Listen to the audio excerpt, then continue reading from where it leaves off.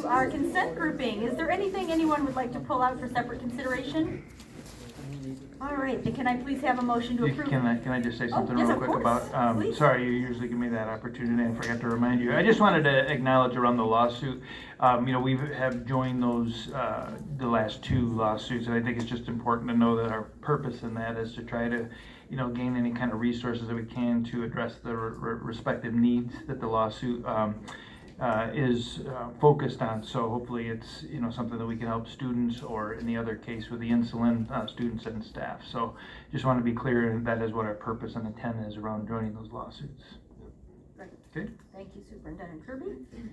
All right, could I please then have a motion to approve consent grouping items 6A1 through 6C1? I motion that we approve items 6A1 through 6C1. Second. All right, then we will go into a curriculum report, please, from Kristen Covell. All right, well, this was quite a short curriculum committee meeting. There were really only a few things that we covered. Number one, the excitement of junior kindergarten coming to Forest Hills Public Schools. In the past month, our instructional team spoke with Hudsonville, had conversations with them specifically about what their logistics are in their current program, and what they wish that they had done differently in their system so that we can set ours up for the best possible success.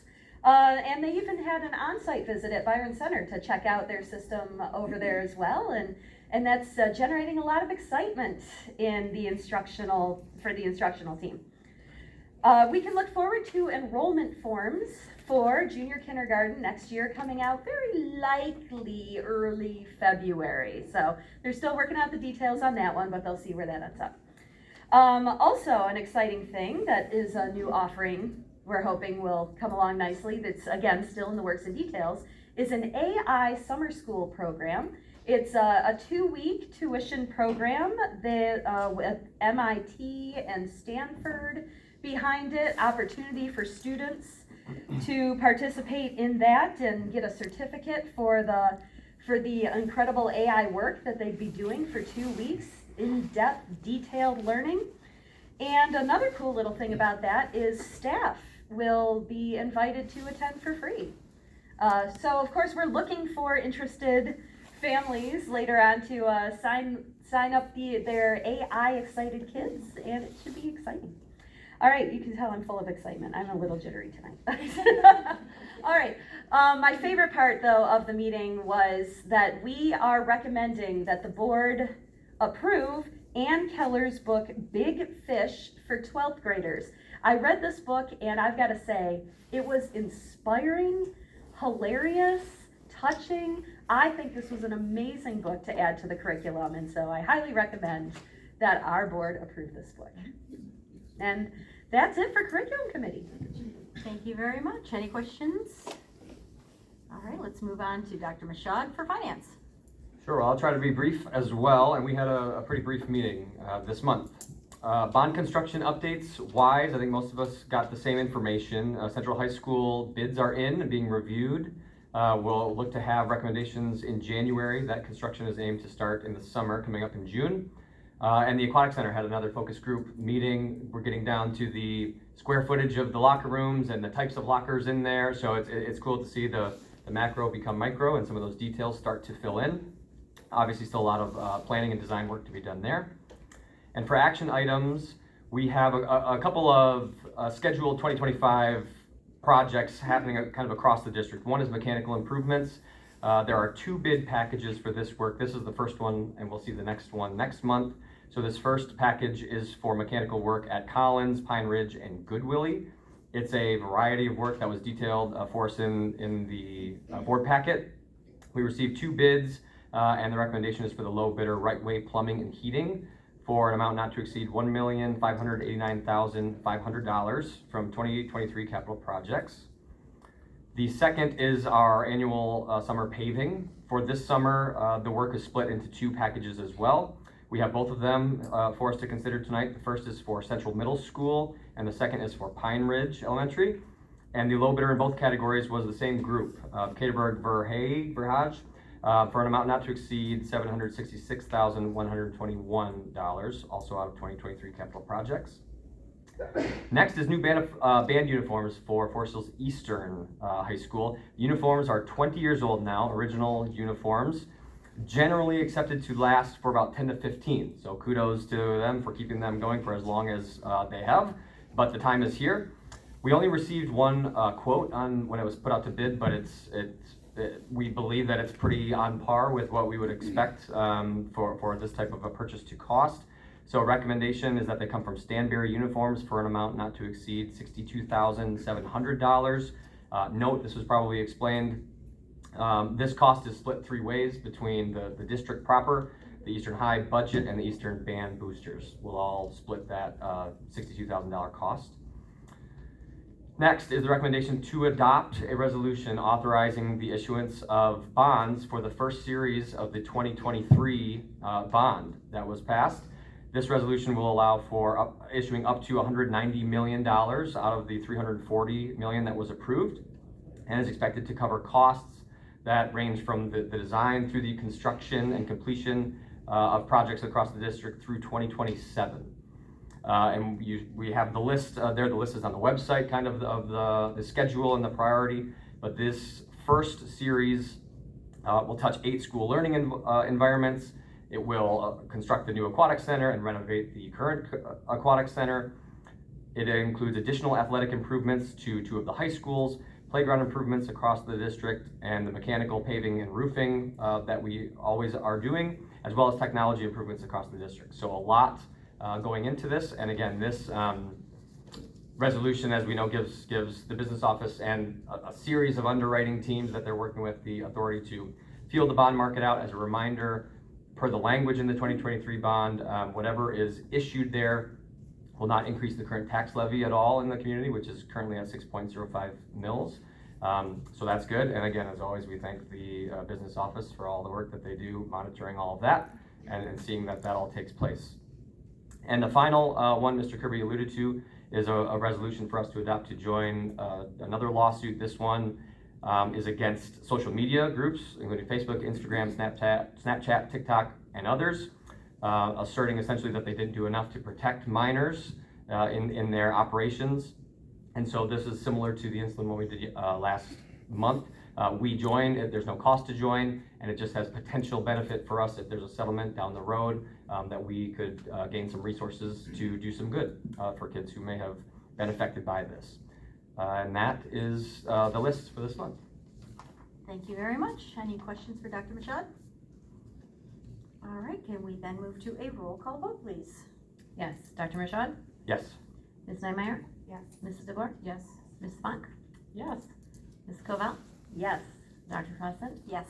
Mrs. Tryon, yes. All right, Mr. Kirby, any informational items? The only informational items are a few resignations that we've had, and we'll continue to pursue filling those positions. So there's 3 of them that are listed in your packet. Thank you, and we will move right on to superintendent report. Okay, thanks. I just wanted to let the board know that we have reached out to parents that have expressed concerns around library books and provided them the policies and the forms necessary to have those books considered for removal.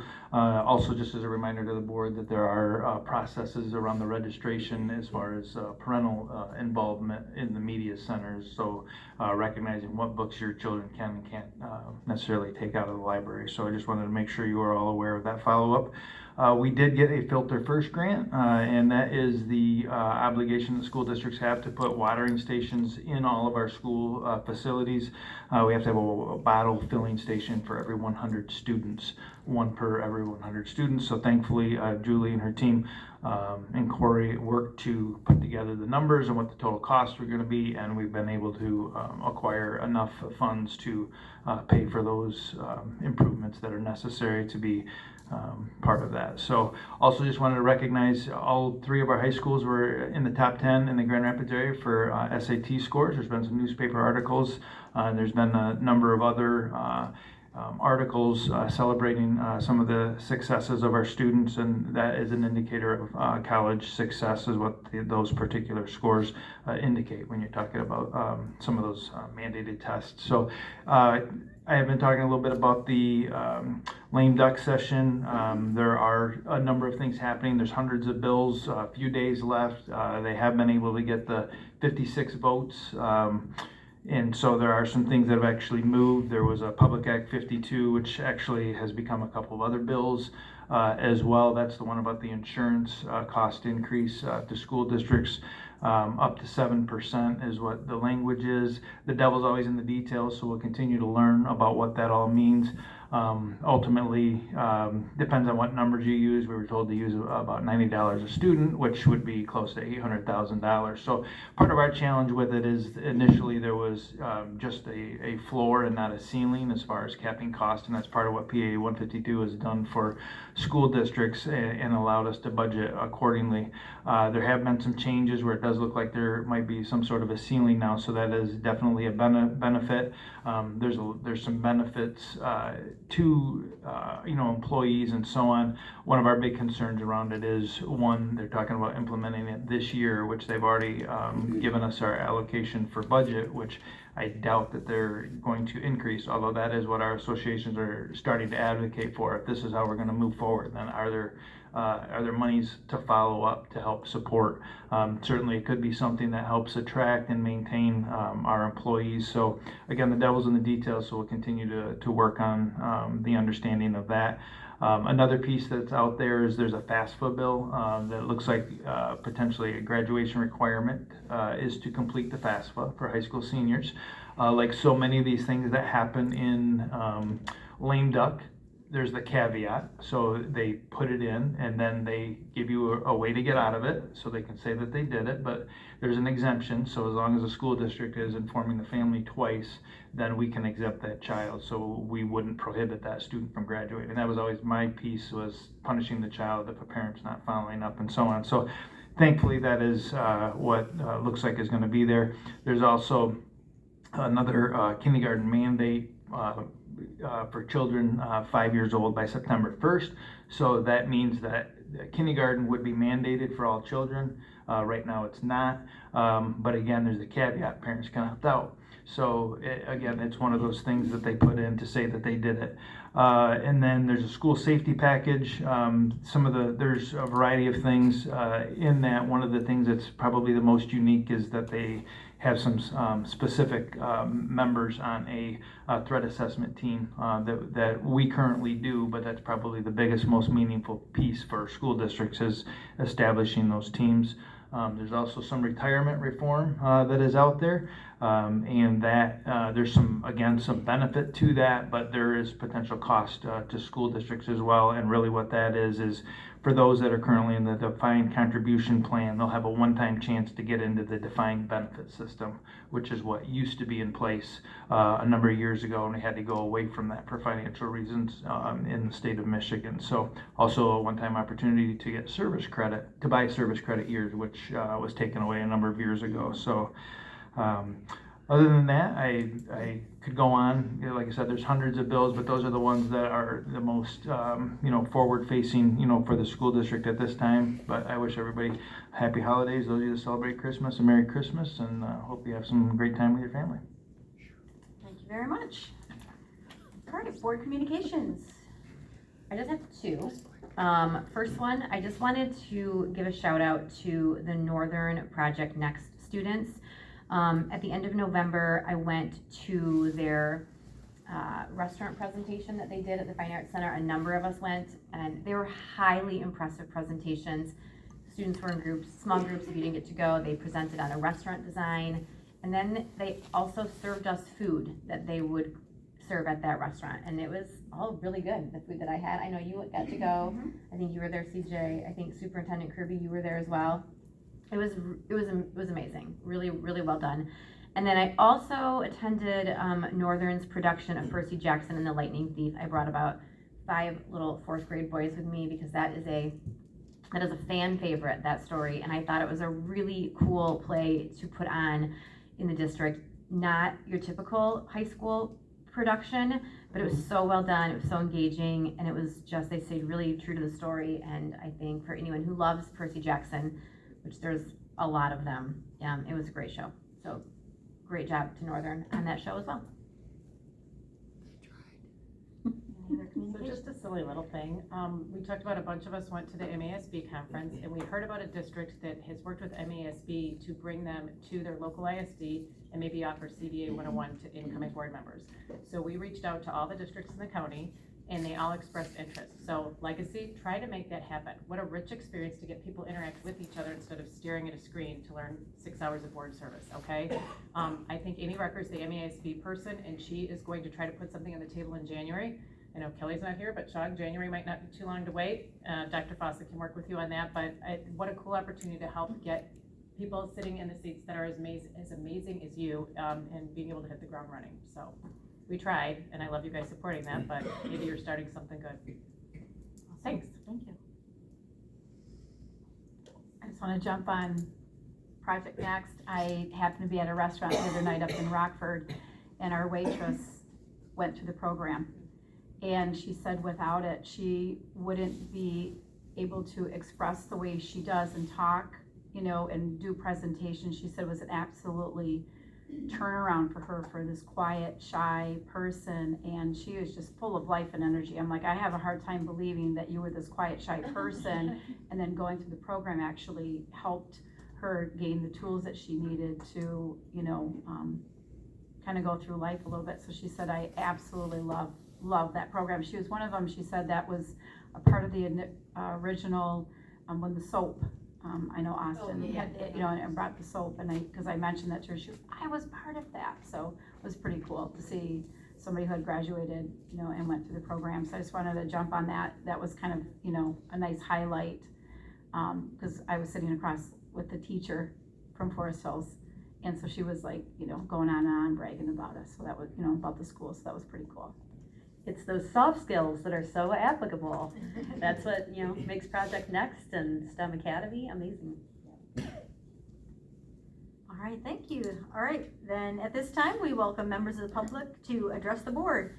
When you're called, please come up to the microphone, state your name and your address, and limit your comments to 3 minutes. Please direct all comments to the board. Per established procedures, we will not respond to questions or interact with the speaker during public comment. Everyone who indicates they would like follow-up from the district will get follow-up from the appropriate administrator. If the moment has passed and you would like to pass, please just say pass when your name is called. And I will turn my timer on. Thank you. Not calculator. Okay, first up, Dudley.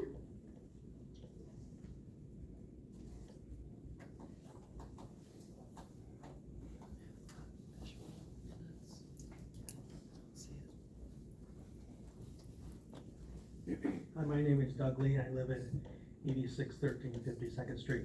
And a little different today. I do want to thank Mary and Kristen for the work. And I know this is, from a government standpoint, it's probably the lowest, it's unpaid and it's underappreciated. And I do appreciate that. And you have my mutual respect for that. So the one thing that's the saddest part with losing Mary is that she does bring legacy knowledge. It's the same thing that I talk about. You know, I have had kids that fast back to Washburn, and I have under Beam. So I bring also legacy knowledge as well to the district. And one of the things that when I hear different things, and I want to thank every one of the board members. So this is a tireless job. You know, we talk about not getting paid, the hours that everybody puts in, and we all do it for the kids. Okay, even myself. Okay. When we get into legacy knowledge, like what CJ mentioned, Eastern about band. And I remember being on Band Boosters in 2007, and we did a fundraising, and we raised $92,000 for the Band Boosters to buy 4 Central new marching band uniforms with 0 cost to the school. That's a legacy knowledge as well. And there's a lot that the community can do that doesn't always have to be, you know, taxpayer dollars on things as well. So I do want to thank you, and Merry Christmas, everybody. Thank you.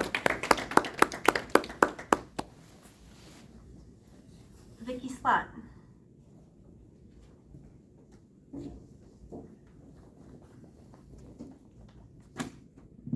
Hi, my name is Vicki Slott. I live in the district and have one granddaughter in first grade.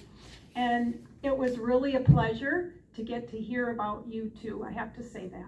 And Kristen, I really appreciated the time you spent talking to us after the last curriculum meeting. Mary, I haven't gotten to know you as much, but I do want to thank the board for the work that you do in the district. And I wanted to encourage you.